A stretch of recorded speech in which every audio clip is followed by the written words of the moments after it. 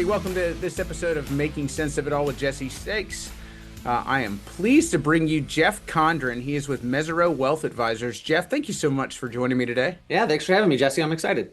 I'm going to let my listeners know before we get started, I am having chair trouble today. So if you get this on video and you see me adjusting my chair constantly through this, it will not stay up. So anybody out there selling chairs, you want to shoot me you want to shoot me some ideas on a new office chair, I'm all ears. So Jeff, you're with Mesirow Financial, high level, 3,000 foot Yep. view. What do you guys do? Yeah, so we work with individuals and families on their investments, their financial plan overall. Certain teams have certain types of clientele they work with, doctors, business owners, multi-generational. Firm's been around a little over 90 years. We're coming up to that, give or take.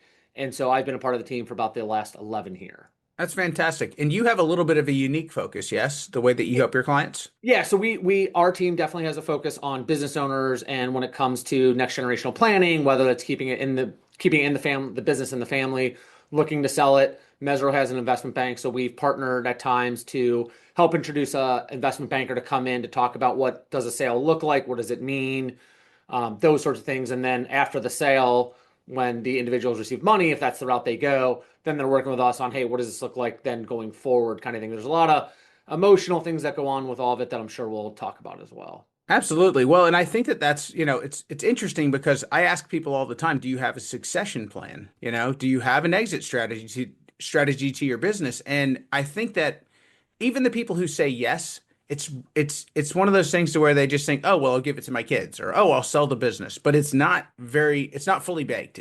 They haven't thought it out. So that's part of what you do as far as helping people set the stage, helping people like really think through that whole process of what that actually is going to look like. Yeah, absolutely. And it's better if we're brought in earlier. Some of the best planning happens, like if you think about exiting the business, the more planning that happens in advance when things are going well makes it a lot easier of an exit.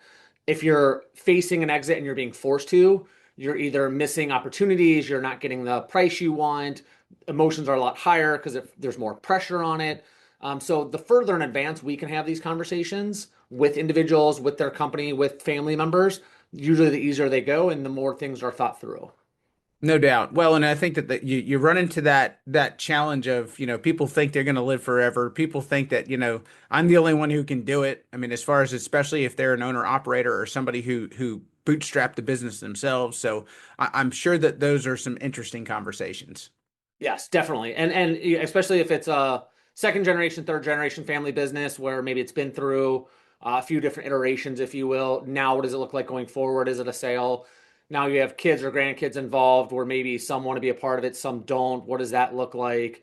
But again, like that's when you have the time to plan for it, it makes it a lot easier to make that exit happen versus, hey, emotions are high, we're just done and we need to get out now.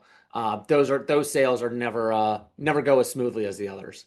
Yeah, no doubt. What made you even start to get into this? Why was this something you chose to do with your profession?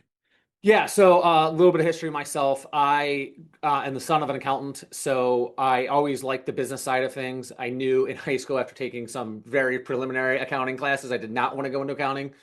Went to DePaul in Chicago, did a business degree there, finance and econ. Was fortunate enough to get an internship at a large financial company. And at the time, they had their teams, if you will, structured around the same sort of thing. Hey, we have business owners, we have attorneys, we have general wealth, that sort of thing. And happened to work with a team around the business owners, and they had a large commercial bank and a large investment bank. So I was able to meet with other lines of business, talk with them, understand what they're going through, how they help their clients. And then they would bring us in times when there might not be an opportunity. Hey, this business is actually expanding. It's going so well, but we just want to bring you in so they know we have these other capabilities. Always really enjoyed that. Throughout my career, took a sidestep to a consulting firm for a little bit. And then, like I said, about 11 years ago, started to join Mesirow and kind of brought some of that same mentality, same thought process to when I first got into the business here and start to work the same relationships internally with our investment bankers and talk about the experience I had, how I think it'd be helpful and why we should come in early if we can before hey, the deal's done, it's signed, it closes, this date. Here, meet with our wealth advisor. Now they'll walk you through. It's like, well, there's a lot of other things we could have done in advance of this, whether just the investment planning, whether estate planning, family planning, if there's money going to children and grandchildren for various reasons. So if we can get ahead of those conversations before, hey, here's the offer, it goes a lot better on our standpoint.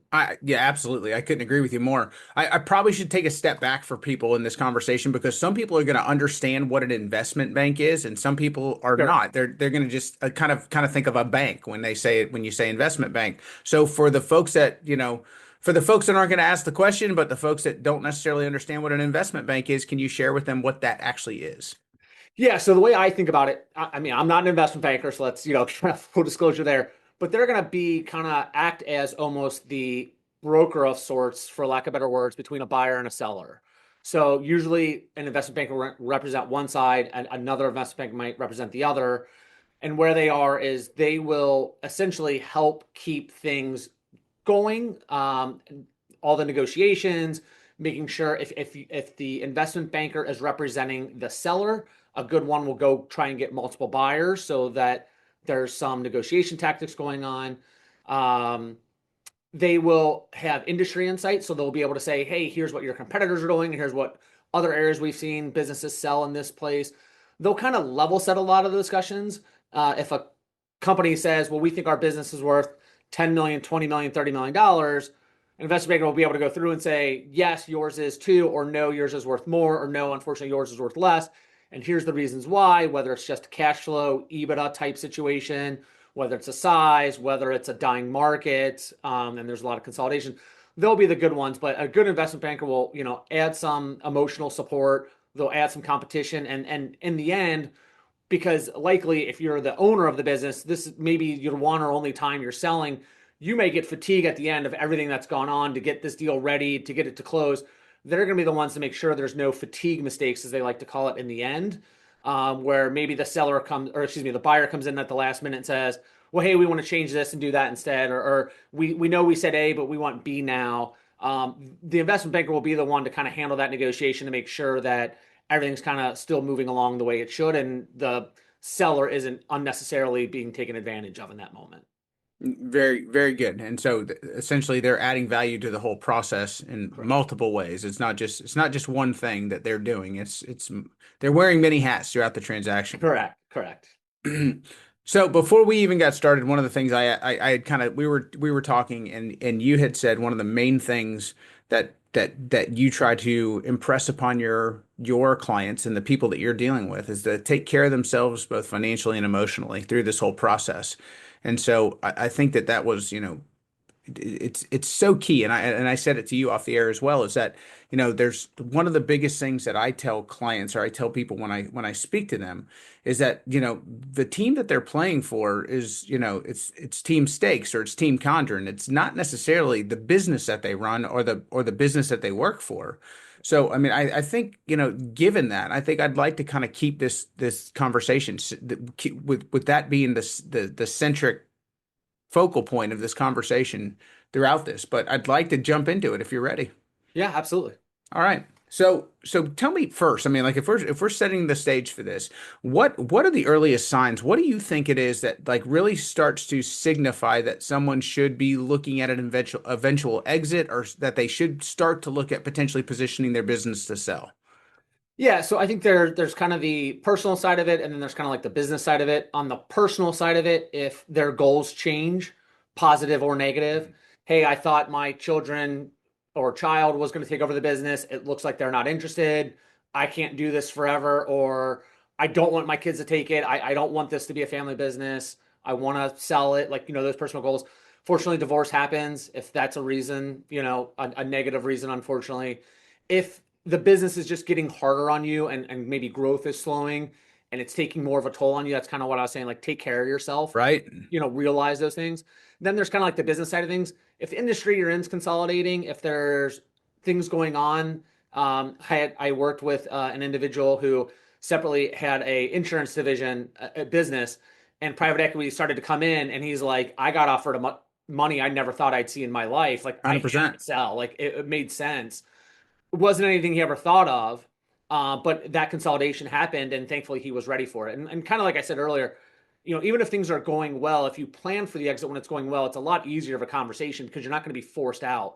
when you get the divorce, or the family's no longer interested, or there's a big family fight and now you're being forced to sell, again, those emotions are just so much higher. You lose kind of that vision, the clear vision of what you're trying to do and what the goal of having this business is for. And it just gets a messy situation. It just never ends well. In your experience, do you think people underestimate that? Do you think that people don't really put their like spend the time to think about that and kind of put that like kind of organize that before they get started? Do you think that the emotional side of things ends up being far greater than what they ever thought it would be? 100%. I mean, that's probably the biggest thing I think business owners underestimate is how much the emotions play, because they don't see the business as an asset. They see it as their identity.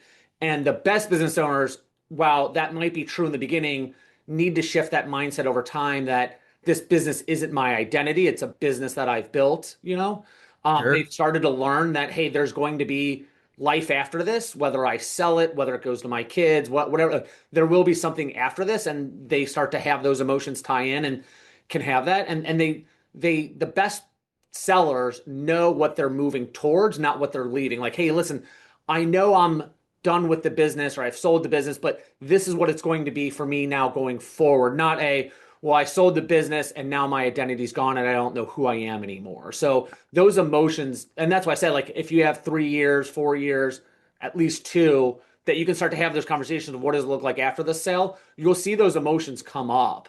And Mhm. that will tell you if the seller is actually ready to sell the business or not. No, I think that's fantastic. I love that line, and it's something I use all the time. You got to be running towards something, not running away from Right. something. So I think that's, I mean, I think that's key in a lot of things in life, not just selling a business. It can be a job, it can be a relationship, it can be anything. It's like that's the key to having a happy, successful life, I believe. Right. Mhm.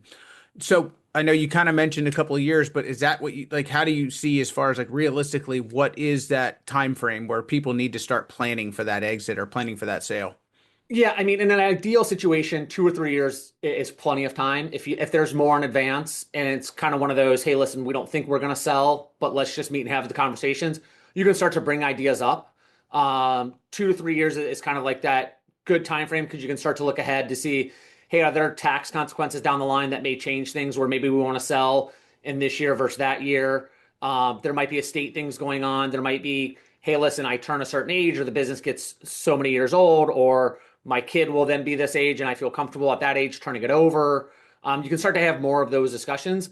If it's less than a year, because that does happen, the pressure just mounts, right? There's less thoughtful decisions happening, and it's more, I need to make sure this transaction happens. There's not the, well, what am I going to do after this? Am I meeting with a wealth advisor? Am I meeting with an estate planner? Am I meeting with someone to help with my taxes? It's more just the investment banker and maybe a M&A attorney going in and making sure this deal happens and closes on time. No But two to doubt. 3 years really helps. Okay.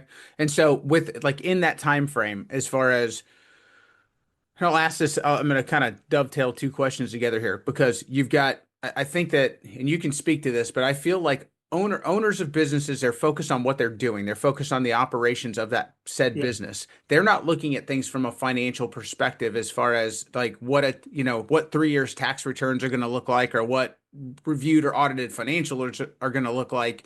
So, do you feel like there's blind spots? And I kind of led that question a little bit, but do you feel like there's blind spots like for those business owners that through that 2 to 3 year period that they have to clean up some things? They have to actually structure intentionally the company from a financial perspective so that it looks good for a sale.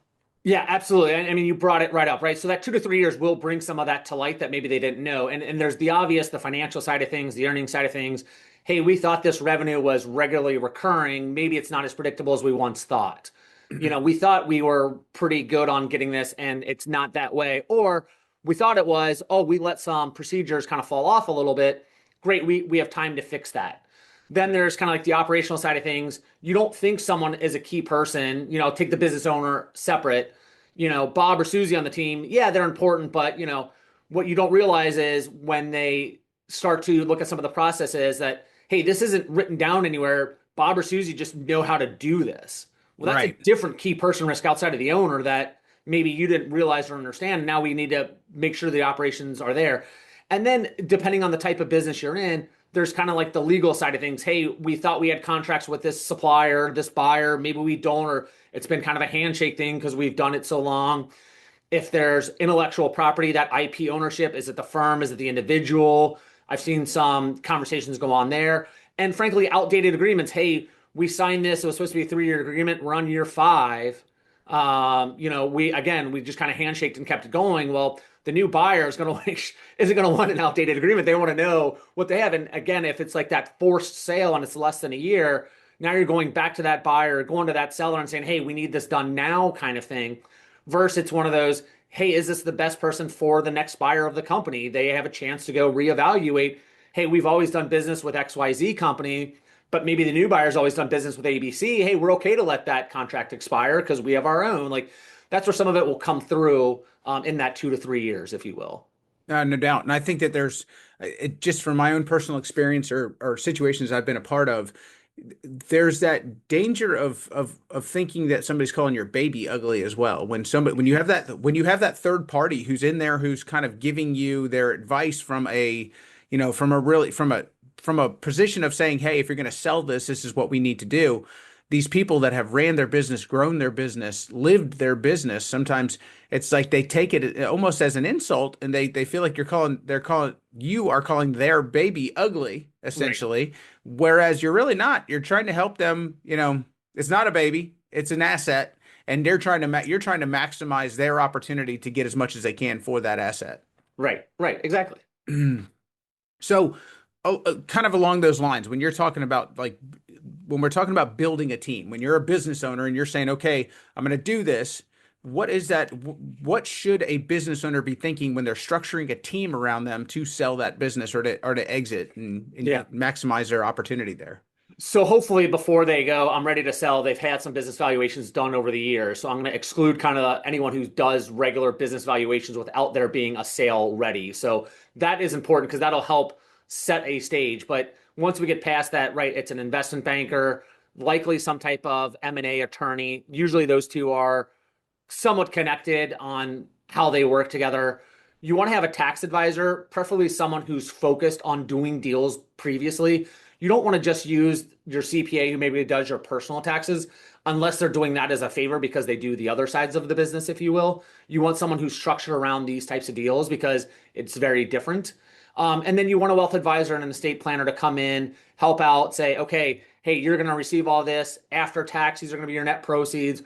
What are you looking to do? Do we need to structure any trust? Do we need to structure any donor advised funds?" That's been a big thing in our industry the last few years, donor advised funds, helping it out. Are there any other types of charitable giving you want to do? Is it next generation or generation skipping type things, depending on the amount? But those 4 to 5 people, the banker, the attorney, tax, wealth advisor, estate planner, are kind of the core that you need, in my opinion. And so when people are coming to you and let's say they're missing part of that team, like are you guys able to help fill in the gaps there, help them make sure that they have what they need before you guys get started? Yeah, and there's been times where a client is a business owner, has never worked with an investment banker. We will happily introduce Mesirow and say, "Here's the team. They focus on this industry. It's what you're in." And they will have the high level conversations to see if there's interest. I will usually let our investment banker bring in the attorneys because they have a better relationship overall, just because Hmm. of the amount of deals and everything they do. With tax and estate planners, that's an area we regularly have a lot of referrals and individuals we work with. So then it's a conversation with the business owner and with our team here that who do we think works best? Is this a complicated issue? Is this a more simple issue? Who do we think we need and who do we want to bring in? And then bring them into the meeting and then help out the client as best we can. Okay. And I'd be remiss if I didn't bring this up as well. A lot of the times people don't think about, they just think, "Okay, I need an investment banker because I want to sell my company." But there may be a difference in the either the individuals within a certain firm or maybe different firms based on the size of your business and the complication of what you do in the industry that you're in, correct? Right, right. So I'll use Coca-Cola as an example. If you're Coca-Cola and looking to do a deal, it's very different than say, you have a small manufacturing company that has $5 to $10 million of revenue, right? The investment banker is going to be very different for those types of situations. So the bigger you are, different investment bankers work with you, and same with industry, right? I don't want someone who's in a packaging business necessarily doing something who's in the machinery business. It just kind of depends, or food and anything along those lines, right? investment bankers will know their industry very well. And so we want to make sure that's aligned to the business we're a part of. That's fantastic. So along those lines, I think that there's a lot of misconceptions when people have like when they value their own business and they think, what is my enterprise worth? Like, what would you say, like, as far as what are the biggest misconceptions that people have when they're looking at the actual value of their own business? Yeah, and it's not that they don't know, it's that they're just unaware. Though they will say, "Hey, I've built this business. I know my business. I think it's worth this." And we go, "Great. Well, how did you come up with that value?" Well, my revenue is $10 million, so my value for my business is $10 million. It's like, well, it's not exactly your revenue is not exactly the value of the business, and we have to talk to them about that because this is all they've done. They've never had that conversation. Or, we've dealt with companies and they know their competitors and things like that, and maybe they're friends with them, and they go, well, my friend sold this similar business for $5 million, and I have a better business than my friend, so mine's got to be worth at least $6 million. Or he sold his for 10, mine should be worth at least 15. And it's like, we have no idea why his sold for that amount. Let's have that conversation around it and go through it, right? And it's kind of funny too, because I feel like they oftentimes get stuck on that headline number. Okay, great. The investment banker said my business is worth $10 million. Okay, but how are you getting that $10 million? What's it going to be? Are there earnouts? Are there seller notes? Is it equity? Is it cash? The certainty, the timing, and the risk of each dollar is different on how you get it, but they are so focused on, well, I just want to get $20 million or 25 million, or whatever that number is, that sometimes the business owners too don't take that time and say, but how do I get that? Right? They just Yes. get so focused on that headline. And that's My usually the least important part. my father used to always tell me, and it's always stuck with me, things are only worth what people are willing to pay for them. Absolutely. Yeah. And in these large transactions, a lot of the times it's what people are willing to pay for them and what banks are willing to finance.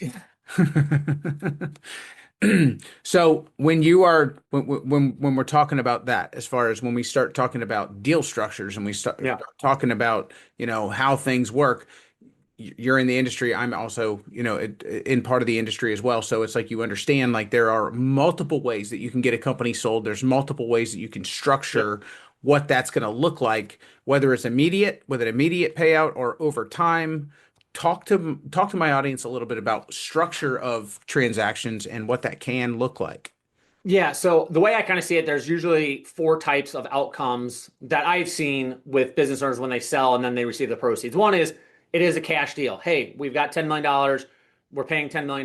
That's it. There's some taxes and stuff involved. And then we'll walk through what that means for them based off the state they're in or what they're looking to do, that sort of thing, right? Then there's earnouts. So they say, hey, we're going to pay 10 million, but half of it's dependent on the future performance of if we can hit this revenue target or if we can hit this sales other things. So that it's contingent on what's going to happen in the future. Maybe it's a 1 year out, 2 year out, 3 year out kind of thing, but you're not getting all of it right away. There's rollover equity. So, hey, again, we're going to give you $10 million, but we want you to put at least 5 million of it back into the company. We see that a lot with the private equity deals that happen, that they Hmm. really want the seller to kind of go back into the deal for the next one kind of thing. Lastly, seller notes. So sometimes families is the most common where the seller acts as basically the bank. Hey, I'm going to sell it. The buyer's buying it, but they're going to pay that plus some interest over time. And so if we're in early and they haven't met with the investment banker, we'll walk through kind of the pros and cons of each, with earnouts. Hey, it's a lot of performance risks, if you will. So if you think the new company is going to be able to take it over and do really well, then earnouts could be great. But if they don't hit it, you're going to get less. The rollover equity, kind of same thing, but longer period of time. Hey, you're going to put that money back in, but that private equity firm's likely going to try to do 2 to 5 times that over the next maybe 5 to 10 years. So then it's your belief on are they going to be able to do that or not? Then when it comes to kind of the seller equity, you are exposed to that. You have that credit, right? If anything happens, you're not the highest on the credit structure. And so there always is that risk that if the company had issues paying debt, things like that, that you wouldn't get everything you thought you were going to get in the end. So it just kind of depends on understanding, do you know what these outcomes mean and know that you don't control it, which is sometimes really hard for business owners to give up that control when they thought, oh, I'm selling for 10 million, I'm getting $10 million. It's like, you thought you were getting 10 million, but there's earnouts. You thought you were getting $10 million, but there's some seller notes, so they're going to pay you back over 5 years. Oh, you thought you were going to get some, but there's rollover equity that they're expecting you to put back in. And so then it's kind of that mindset of, oh, well, maybe I don't want to do this then. And again, that's kind of like that emotions, right? Do you understand these future events and you don't control it unless you're getting it as cash and then there's taxes and stuff like that. Well, and I think again, it's all of those things that people they're used to running their business, but they don't necessarily understand how all of those financial vehicles work. And so I got to imagine that a big part of the investment banker's job, or what they're supporting that seller with, is educating them and making sure that they understand how all of these things are going to look. Um, I've seen. I mean, I live in Florida, and I mean, if everybody knows that in Florida over the last five to 6 years, that there's been an enormous amount of private equity that has been injected into everything from medical offices to trades to everything. And some of the professionals that I have seen sell their business over the last, like I said, 5 to 6 years. There are many individuals who accepted like basically invested part of the money back into the equity firm. They stayed part of the business. But then it's like all of a sudden now, instead of being, you know, the plumber, or instead of being the head plumber in charge, now they're out there trying to advocate for other plumbing businesses to try to sell their businesses to now the private equity firm. They become a sales guy now Right. instead of operating a company. Or it's that the hat changes. Like they are, they may be part of it, but they're being asked to almost advocate and say, "Here's why I did what I did." Right. Right.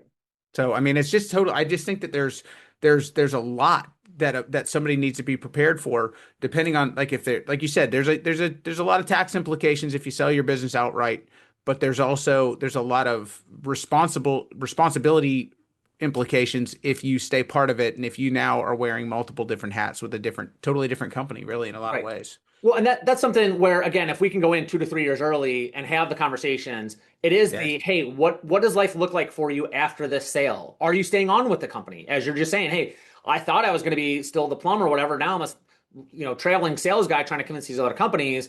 That's not what I wanted to do. That's not what I think And so we talked to them about what does this shift look like for you? Now you're suddenly getting a bunch of wealth. Sometimes I could call it similarly to like winning the lottery. Hey, you just won $5 million. Right. You just won $10 million.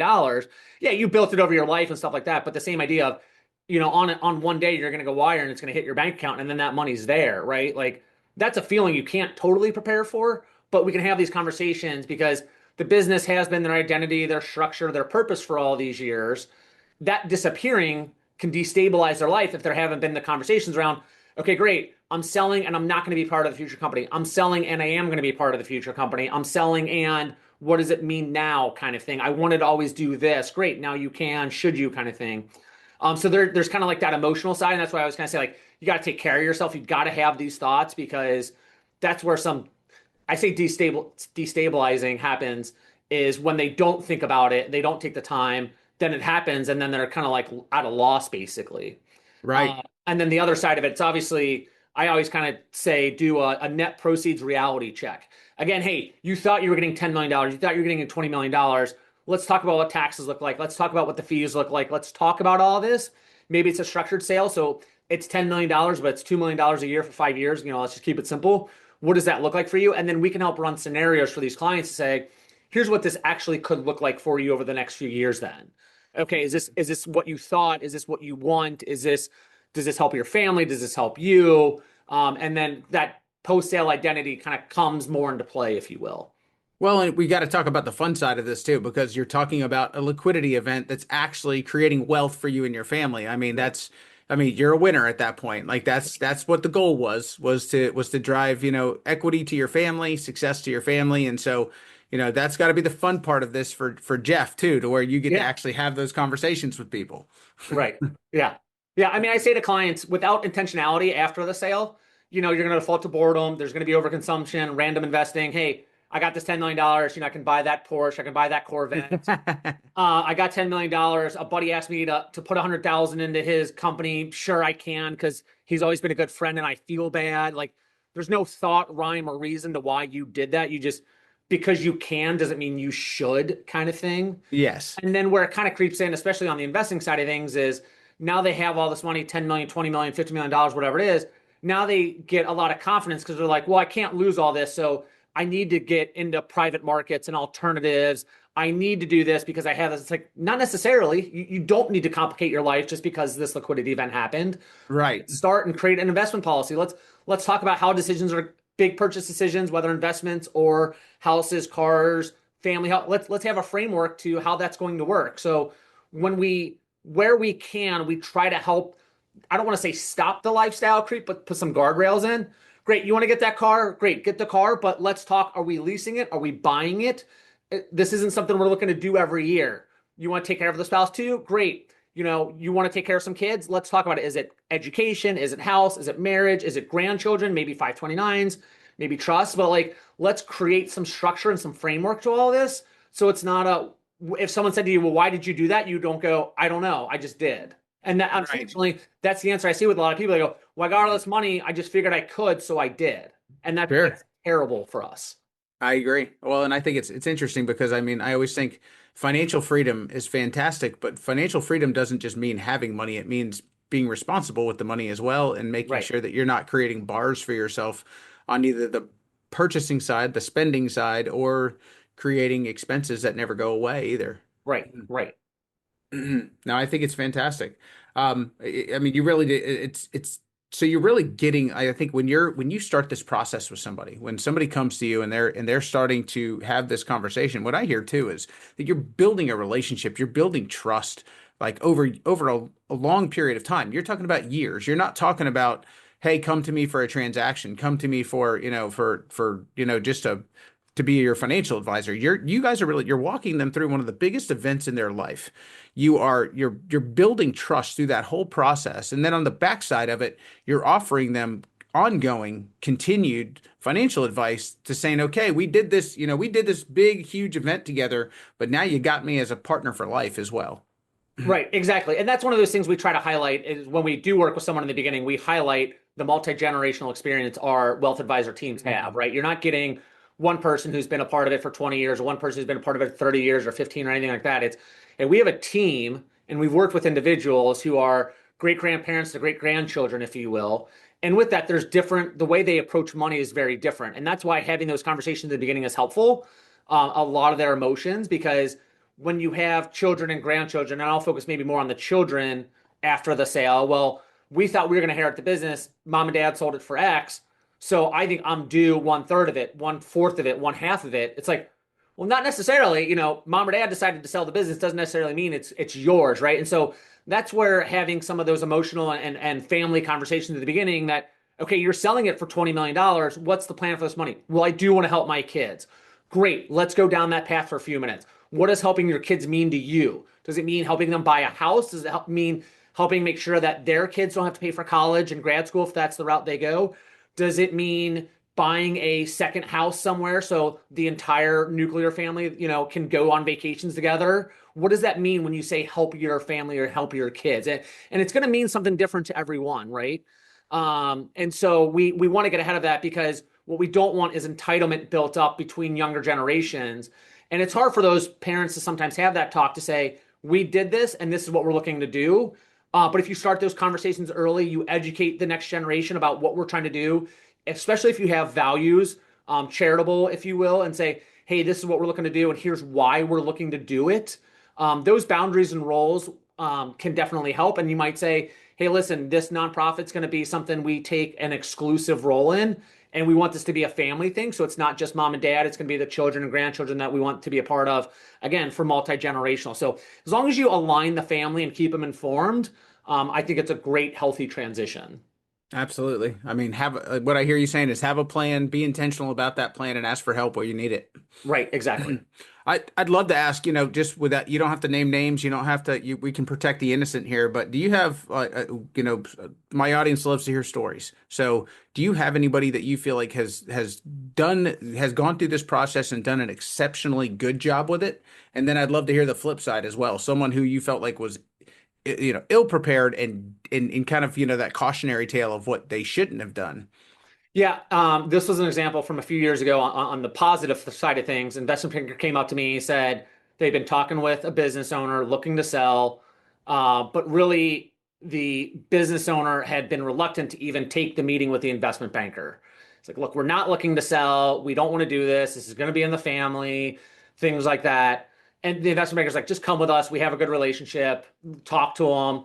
We went out, had lunch, talked through some things, ended up agreeing to want to meet and talk to us separate from the investment banker to say, hey, what if I sold for this amount? What if I sold for that amount? What if what if I did this? And we walked through from a financial standpoint, things they should consider, not directly just the investments, but hey, let's talk through some tax situations. Let's talk about the state of residency they're in. I'll use the state of Illinois as an example. We have a state estate tax. So we talked about where they might want to live in the future and things like that. And they kind of said, look, the sale, there's no timeline for this to happen. We're like, great, we're happy to meet you, really appreciate it. 12 months later, unfortunately, he had a small scare with a heart attack. And then not long after that said, you know what? I think this is my time. This was my scare. I'm ready to be done now. And so it went from, hey, I'm not looking to sell at all to kind of that moment happened. And he's like, I want to start the process now to sell.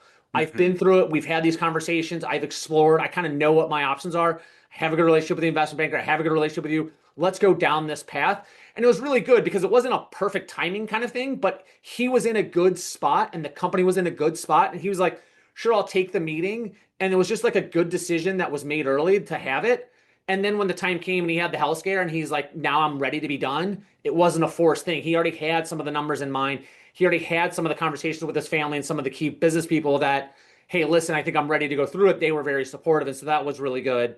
On the flip side, we had a client who, again, it was like a 6-month thing.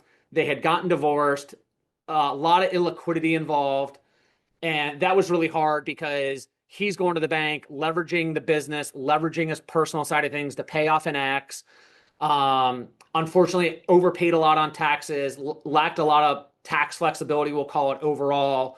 But he was like, I need this to just be done. This is what's keeping the divorce from being finalized. And unfortunately, it's one of those like not really something we can necessarily prepare for because we don't see that side of the business relationship, the family relationship, if you will. Right. But it's one of those where he decided it was still in his best interest to keep the business overall for now. But seeing what he had to go through because he hadn't had a business valuation, he thought his business wasn't worth what it was. And when the divorce attorneys came in and everything had to go through and be valued, his business valued 2 to 3 times what he thought it was. And then he got a big sticker shock around what he was going to have to pay. And so, it wasn't a forced sale, but it was one of those, this is why we recommend to people get business valuations done every 2-3 years kind of thing. Don't wait. Because when that happened, it was like big sticker shock for him. And unfortunately for him, paying these loans off and the situation is just not a good situation overall. Right. It almost became a have to instead of a want to. Correct. Yeah. I got 5 questions for you that I want to fire at you before we wrap up. Okay.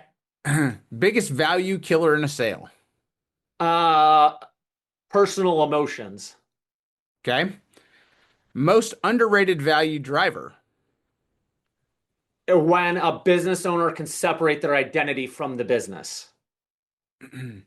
One thing owners should stop doing immediately. Thinking they can do it all themselves and not looking for experts in their respective field. So again, the investment banker, a tax person, myself, we're here to help. We're not here to take their place. Couldn't agree more. One thing that they should start doing immediately. Take care of themselves first, whether financially, emotionally. No one's going to put yourself first, especially if you're the business owner, right? You think everyone's dependent on you, but you are dependent on yourself as well. You need to make sure you're taking care of yourself. And the final question I got for you, the question that business owners never ask, but they should. Kind of that look in the mirror. How dependent is this business on me, really? I think a lot of people don't want to objectively answer that question. They don't think it is. And so they think they're not a key person when in reality they really are. And they just don't want to accept that.